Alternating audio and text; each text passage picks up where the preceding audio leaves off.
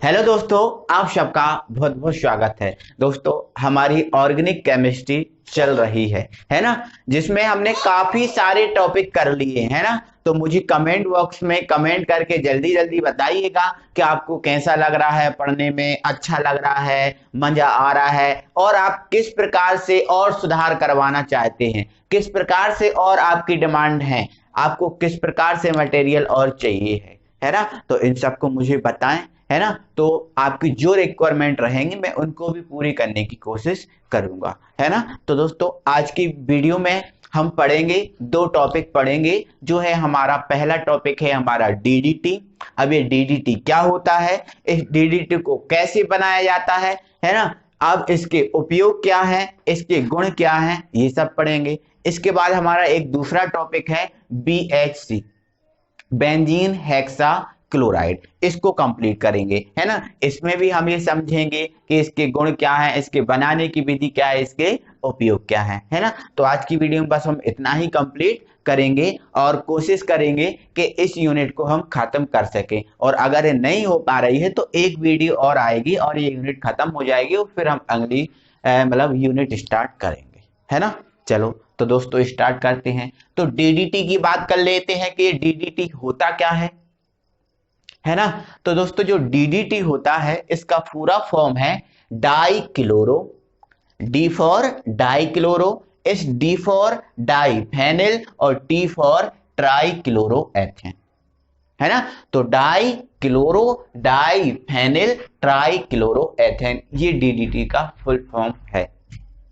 अब ये हमें ये भी पता होना चाहिए कि डीडीटी होता कैसे। तो मैंने तो वैसे आपको बता दिया, फिर मैं आपको बता रहा हूं। क्या बोला उसने, डाई क्लोरो डाई फेनिल। आप हमें बताओ फेनिल का मतलब क्या होता है। फेनिल का मतलब होता है बेंजीन, है ना। और कितने फेनिल हैं, डाई मतलब दो बेंजीन, एक बेंजीन ये है ना, और एक बेंजीन ये है, दो बेंजीन, देखो डाइफेनिल हो गया। अब उसने क्या बोला, डाई क्लोरो, तो दोनों के साथ क्या जुड़ा होता है, Cl, है ना। तो डाई क्लोरो और डाई फेनिल हो गया। अब हमारा क्या बचा, ट्राई क्लोरो, मतलब 3Cl और फिर क्या, एथेन। एथेन का मतलब होता है 2C, है ना। तो एक C ये है और एक C ये है, तो दो क्लोरो, 2Cl हो गए, तो ये एथेन। लेकिन इसके साथ ट्राई क्लोरो जुड़ा है तो CCl3। तो आप देखो पूरा नाम मिलाओ, डाई क्लोरो डाई फेनिल, अब ट्राई क्लोरो, और ये हो गया दो कार्बन है तो एथेन। ये डीडीटी का फॉर्मूला होता है। हमें इसको बनाना है, ठीक है। अब देखो इसको बनाएंगे तो हमें किसकी जरूरत पड़ेगी, इसको बनाने के लिए हमें क्लोरोबेंजीन की जरूरत पड़ेगी। ये आपको दिख रहा है ना क्लोरोबेंजीन, इसकी जरूरत पड़ेगी। जब ये हमारे पास होगा तब हम इसको बना पाएंगे, है ना, नहीं तो हम नहीं बना पाएंगे, ठीक है। तो आइए दोस्तों हम इसको देखते हैं, इसकी बनाने की विधि को समझते हैं। हटा देते हैं इसको, ठीक है। तो क्या होता है दोस्तों, जो डीडीटी बनाना है, इस डीडीटी बनाने के लिए हमें क्लोरोबेंजीन, क्या, क्लोरोबेंजीन, आपको पता ही है रिंग के ऊपर क्या, Cl, इसके हम दो अणु लेते हैं, है ना। क्यों लेते हैं दो अणु, क्योंकि हमें पता है जब डीडीटी बनता है तो उसमें दो रिंगें होती हैं, तो हमें दो रिंगें तो लेनी पड़ेगी, है ना। क्या होता है, हमें डीडीटी बनाने के लिए हम जो क्लोरोबेंजीन होता है, इस क्लोरोबेंजीन के हम क्लोरल के साथ अभिक्रिया कराते हैं। किसके साथ, क्लोरल के। अब ये क्लोरल क्या होता है तो मैं दोस्तों बार बार आपको बता चुका हूं, CCl3, CCl3 CHO, ये होता है क्लोरल या ट्राई क्लोरो एसिटल्डिहाइड, है ना। ये आपका क्या है, क्लोरल का फॉर्मूला है, आपको मैंने बता दिया था, है ना, आपको याद होगा। तो ये क्लोरल है ना। तो क्या करते हैं, हम क्लोरोबेंजीन की क्लोरल के साथ अभिक्रिया कराते हैं, ठीक है। तो इस क्लोरोबेंजीन होता है, इसका H यहां से और इसका H यहां से हम ओपन कर लेते हैं, ठीक है। और ये जो दोस्तों अभिक्रिया है ना, ये जो अभिक्रिया है हम जब कराते हैं तो क्या होता है, जो O आपको दिख रहा है, ये वाला जो O दिख रहा है, ये O इन दोनों H के साथ, मतलब ये वाला H और ये वाला H, इन दोनों H के साथ क्या बना लेता है, H2O। देखो H H और ये O, है ना, ये दोनों HO के साथ मिलकर क्या बना लेगा, H2O बना लेगा, है ना। अब हमारे पास क्या बचा, ये दो रिंग बची हैं, तो इन दोनों रिंगों को आप लिख दो, है ना। एक रिंग हमने ये लिख दी, ठीक है, और दूसरी रिंग हमने ये लिख दी, ठीक है, ये दोनों रिंगें बची हैं। और क्या बचा है हमारे पास, CH और ये CCl3 बचा है ना। हाँ, तो इन दोनों रिंगों को आपस में आप क्या कर दो, जोड़ दो। ठीक है, इन दोनों रिंगों को आपस में जोड़ दिया, क्या बचा, CH Cl3, तो ये CH और ये CCl3, CH और ये CCl3 है ना। अब ये हमारा जो बना है ये क्या होगा, हमारा DDT होगा। हमने अभी आपको यही तो फॉर्मूला बताया था, है ना। तो यही होता है दोस्तों DDT, है ना, डाइक्लोरो डाइफेनिल ट्राइक्लोरोएथेन। ये है आपको DDT बनाने की विधि, है ना। तो आप हेडिंग आप डाल लेंगे पहले तो, बनाने की विधि। ओके, तो ये इसकी बनाने की विधि हो गई। अब इसकी दोस्तों में यदि मैं इसकी थ्योरी की बात करूं, है ना, तो थ्योरी क्या हो जाएगी, क्लोरोबेंजीन की क्लोरल के साथ, क्लोरोबेंजीन की किसके साथ, क्लोरल के साथ। और एक मिनट दोस्तों, ये जो अभिक्रिया है वो सांद्र H2SO4 की उपस्थिति में कराई जाती है, सांद्र H2SO4 की उपस्थिति में कराई जाती है ना। तो इसकी थ्योरी क्या हो जाएगी, क्लोरोबेंजीन की क्लोरल के साथ सांद्र H2SO4 की उपस्थिति में अभिक्रिया करवाने पर DDT प्राप्त होता है। बस सिंपल है, ये आपके बनाने की विधि हुई, है ना। अब दोस्तों यदि मैं इसके गुण की बात करूं, है ना, तो जो DDT होता है, ये जो DDT है एक चूर्ण है। क्या है, एक चूर्ण है, एक सफेद चूर्ण के रूप में रहता है। क्या बोला मैंने, ये एक सफेद चूर्ण के रूप में रहता है, सफेद चूर्ण के रूप में रहता है। कौन, DDT, है ना। तो पहला गुण क्या हो जाएगा, इसका गुण की बात करें तो गुण नंबर 1 क्या हो जाएगा, यह है श्वेत चूर्ण के रूप में, श्वेत चूर्ण के रूप में रहता है, ये पहला गुण हो जाएगा। दूसरा गुण दोस्तों ये है, इसकी जो गंध होती है वो विशिष्ट होती है। इसकी जो गंध होती है ना वो तीखी होती है, एक विशिष्ट गंध वाला होता है ना। तो आप क्या लिखोगे, इसकी गंध विशिष्ट होती है, इसकी गंध विशिष्ट होती है। सेकंड गुण हो गया। जो DDT है ये श्वेत कलर का है और चूर्ण के रूप में रहता है, और इसकी जो गंध होती है वो विशिष्ट होती है, एक तीखी गंध होती है। ठीक है। तीसरा गुण दोस्तों इसका ये है कि ये जल में आबिले है, यह है जल में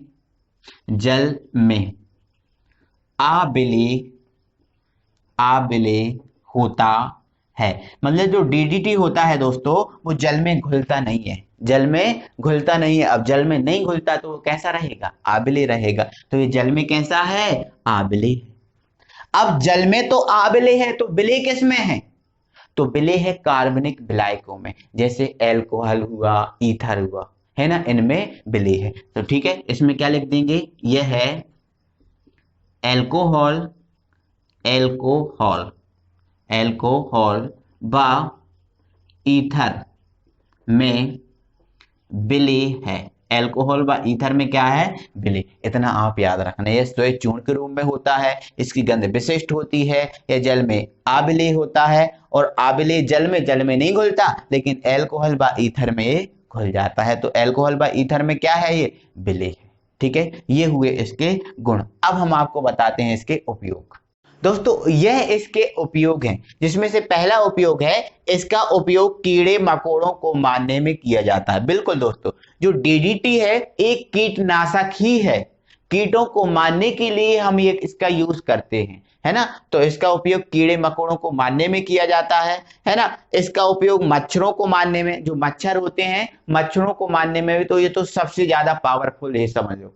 एक बार स्प्रे जहां कर दिया तो वहां मच्छर आ नहीं सकता, समझ रहे हैं ना। तो ये तो बहुत ज्यादा प्रभावी होता है, तो मच्छरों को मारने में इसका उपयोग किया जाता है ना। अब देखो यहाँ पर कीड़े मकोड़ों को मारने के लिए किया जाता है इसका यूज, तो यहाँ से थर्ड यूज इसका बन रहा है, यह गन्ना एवं चारे वाली फसलों के लिए उपयोगी है। मतलब गन्ना और जो चारे वाली फसलें होती हैं उसमें कीड़े मकोड़े क्या करते हैं, गन्ना को या जो चारे होते हैं उसको नष्ट कर देती हैं। क्या करते हैं? नष्ट करते हैं। अब यदि इन पर हम डीडीटी को स्प्रे कर दें तो डीडीटी का काम क्या है? डीडीटी करेगा क्या? डीडीटी क्या है? उन कीड़ों मकोड़ों को मार देगा, तो गन्ना और चारे वाली फसलें हैं ना वो सुरक्षित रहेंगी। तो गन्ना एवं चारे वाली फसलों के लिए इसका उपयोग किया जाता है। फोर्थ, देखो मच्छरों को मारने के लिए इसका उपयोग किया जाता है। जब मच्छरों को मारने के लिए इसका उपयोग किया जाएगा तो मलेरिया की रोकथाम हो जाएगी, है ना। तो इसका उपयोग मलेरिया की रोकथाम के लिए या रोकथाम में किया जाता है।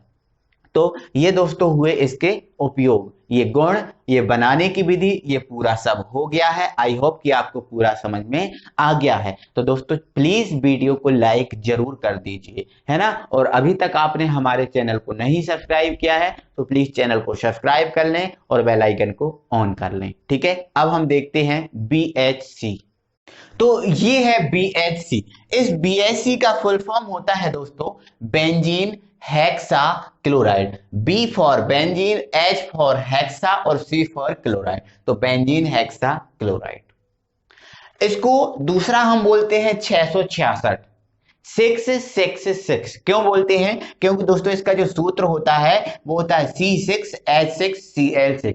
मतलब इसमें 3 6 आते हैं, इसलिए इसको हम बोलते हैं 666, ठीक है। या फिर इसी का दोस्तों दूसरा नाम है गैमेक्सिन, इसी को हम बोलते हैं गैमेक्सिन। तो BHC, बेंजीन हेक्साक्लोराइड, 666 और गैमेक्सिन ये सब एक ही है। इसका फॉर्मूला होगा C6H6 या Cl6, C6H6Cl6। अब यदि इसको रिंग के रूप में देखें तो रिंग के रूप में दोस्तों इसका जो फॉर्मूला होता है वो कुछ इस प्रकार से होता है। देखो प्रत्येक कॉर्नर पे क्या होता है? प्रत्येक कॉर्नर पे CH तो होता ही है, तो एक CH, एक CH, एक CH, एक CH, एक CH, एक CH, तो 6 C और 6 तो H हो ही गए। अब हमें क्या चाहिए? 6 Cl चाहिए। तो प्रत्येक कॉर्नर पे हम क्या जोड़ देंगे? Cl जोड़ देंगे, है ना। Cl जोड़ देंगे, ठीक है। तो ये है ना, या फॉर्मूला आपका ये बनता है। तो या तो ये होता है या फिर ये वाला फॉर्मूला होता है, ठीक है।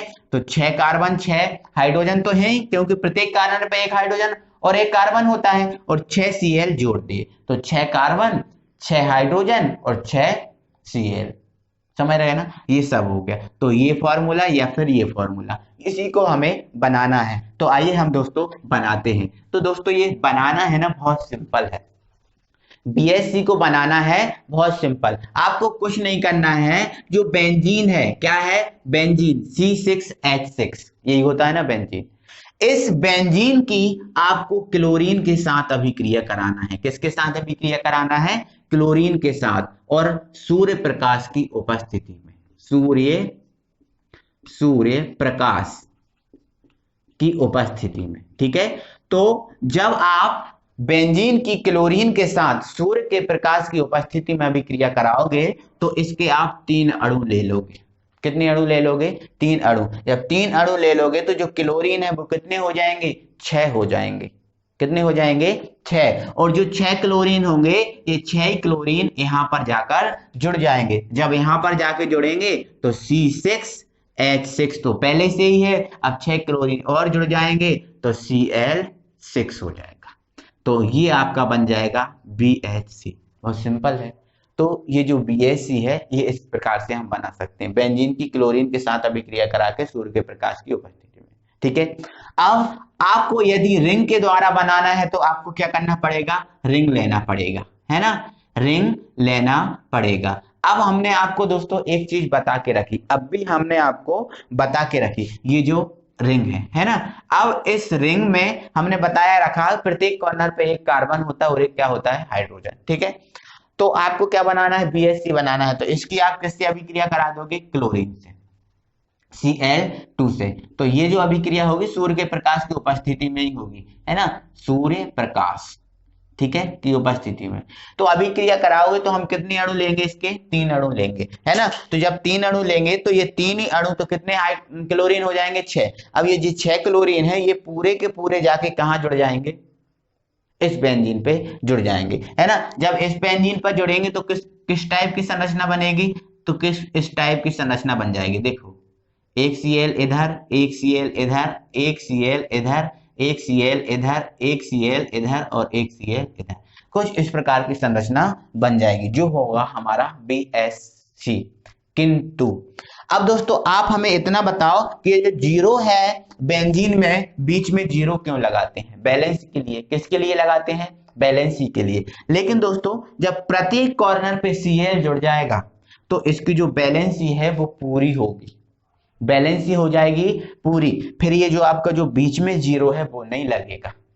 बैलेंसी क्योंकि इसकी हो जाएगी पूरी हो जाएगी। कार्बन की 4 बैलेंसी होती है, 4 ही हो जाएगी, है ना। आपको खुद ही बता दे रहा हूं, है ना। देखो आपको मैं बिल्कुल क्लियर करके बताता हूं। देखो ये कार्बन और एक हाइड्रोजन यहाँ पर है, ये कार्बन हाइड्रोजन है ना, ये कार्बन हाइड्रोजन, ये कार्बन हाइड्रोजन, ये कार्बन हाइड्रोजन है ना, और ये कार्बन हाइड्रोजन। ठीक है, प्रत्येक कॉर्नर पे क्या जुड़ा है? Cl जुड़ा है। ठीक है, अब मैं पूरा आपको आंसर क्लियर करके बता रहा हूं ना। ठीक है, तो देखो एक इसकी इस कार्बन की वैलेंसी देखना है तो देखो 1 2 3 और एक हाइड्रोजन दे रहा है 4 हो गई।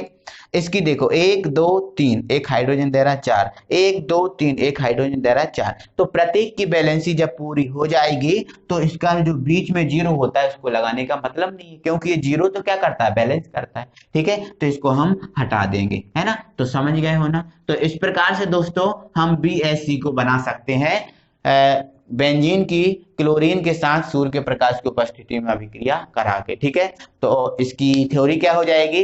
बेंजीन की क्लोरीन के साथ सूर्य के प्रकाश की उपस्थिति में अभिक्रिया करवाने पर BHC बेंजीन हेक्सा क्लोराइड प्राप्त होता है। Any problem? ठीक है, अब ये तो हुआ आपका BHC, है ना। अब दोस्तों इसके गुण की बात करें कि इसके गुण क्या हैं, तो दोस्तों इसके जो गुण हैं, जो BHC होता है, ये BHC एक रंगहीन पदार्थ होता है। कैसा पदार्थ होता है? एक रंगहीन पदार्थ होता है, इसका कोई रंग नहीं होता। ठीक है, तो ये रंगहीन क्रिस्टलीय ठोस होता है, और ये भी याद रखना कि जो BHC है वो ठोस होता है। तो यह एक रंगहीन क्रिस्टलीय ठोस है। इसकी जो कीटनाशी शक्ति है, कीटों को मारने की शक्ति है, इसकी जो कीटों को मारने की शक्ति है, जो DDT था उस DDT से ज्यादा होती है। तो इसकी कीटनाशी शक्ति DDT से अधिक होती है। अगला पॉइंट क्या हो जाएगा? अगला पॉइंट ये हो जाएगा दोस्तों, ये क्षार की उपस्थिति में अपघटित हो जाता है। मतलब जो दोस्तों जो BSC है, यदि इस BSC की क्षार से क्रिया करा दी जाए, ये क्षार के संपर्क में यदि ये आ जाता है तो जो क्या होगा? अपघटित हो जाएगा। क्या जिससे बना है उसमें अपघटित हो जाएगा, ये याद रखना। ठीक है, नेक्स्ट हमारा पॉइंट है जो DDT है और DDT है, सॉरी ये जो BSC है, ये BSC DDT की तुलना में महंगा भी होता है। जो DDT है BSC की तुलना में कैसा होता है? महंगा होता है, याद रखना। क्लियर है कहानी? ठीक है, तो ये 4-5 पॉइंट आपके गुण हो गए। अब दोस्तों उपयोग की बात की जाए तो उपयोग इसका वही है जो DDT का है। तो जितने उपयोग आपने DDT के लिखे थे, कितने उपयोग लिखे थे हमने DDT के? 4 उपयोग लिखे थे, तो वो सभी उपयोग किसके हो जाएंगे? BHC के, है ना। क्या हो जाएगा? पहला उपयोग सेम का सेम हो जाएगा, है ना। इसका उपयोग कीड़े मकोड़ों को मारने में किया जाता है, इसका उपयोग मच्छरों को मारने में किया जाता है, यह गन्ना एवं चारे वाली फसलों के लिए उपयोगी है, और इसका उपयोग मलेरिया की रोकथाम में किया जाता है। तो उपयोग आपके सेम रहेंगे, उपयोग में कोई भी बदलाव नहीं होगा। तो जो BSC का उपयोग वही DDT का उपयोग, है ना, सेम रहेंगे। ठीक है, तो आई होप दोस्तों कि ये सब आपको बहुत अच्छे समझ में आया होगा, अच्छा लगा होगा। तो प्लीज दोस्तों वीडियो को लाइक कीजिए, और अभी तक आपने हमारे चैनल को सब्सक्राइब नहीं किया है तो प्लीज चैनल को सब्सक्राइब कर लें और बेल आइकन को ऑन कर लें। अगली वीडियो में हम फिर आपसे मिलते हैं, तब तक के लिए थैंक यू वेरी मच।